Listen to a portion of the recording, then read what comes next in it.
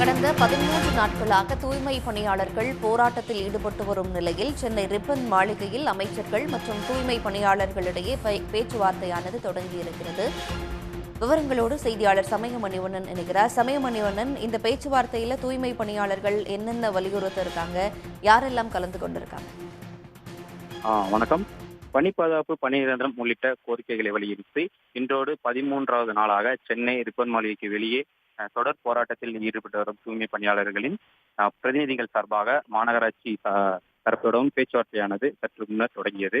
தொடர்ந்து இதற்கு முன்னதாக 7 கட்ட பேச்சுவார்த்தைகள் நடைபெற்ற நிலையில் பேச்சுவார்த்தைகள் சுமூக தீர்வு எட்டப்படாத நிலையில இன்றைய தினம் 8ஆம் பேச்சுவார்த்தையானது நடைபெற்றது. குறிப்பாக இந்த பேச்சுவார்த்தையை பொறுத்த வரைக்கும் நகராட்சி நிர்வாகத்துறை அமைச்சர் கே. நேரு கலந்து கொண்ட நிலையில் தொடர்ந்து இந்த பேச்சுவார்த்தையானது தொடர்ந்து நடைபெற்று வருகிறது.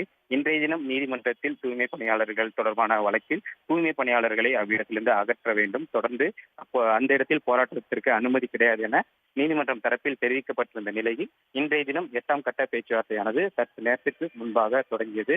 இந்த பேச்சுவார்த்தையில் அமைச்சர் கே. நேரு, அமைச்சர் சேகர் பாபு, சென்னை மாநகராட்சி மேயர் பிரியா, துணை மேயர் மகேஷ்குமார், சென்னை மாநகர ஆணையர் குமாரகுருபரன் உள்ளிட்ட மாநகராட்சி பிரதிநிதிகளுடன் தூய்மை பணியாளர்களின் போராட்டக்குழு ஆலோசகர் குமாரசாமி உள்ளிட்டோர் பேச்சுவார்த்தையை தொடங்கினர்.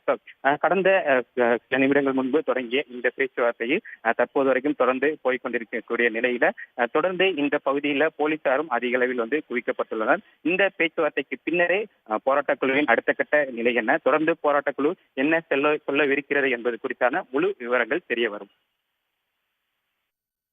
நன்றி சமயமணிவண்ணன் விவரங்களுக்கு.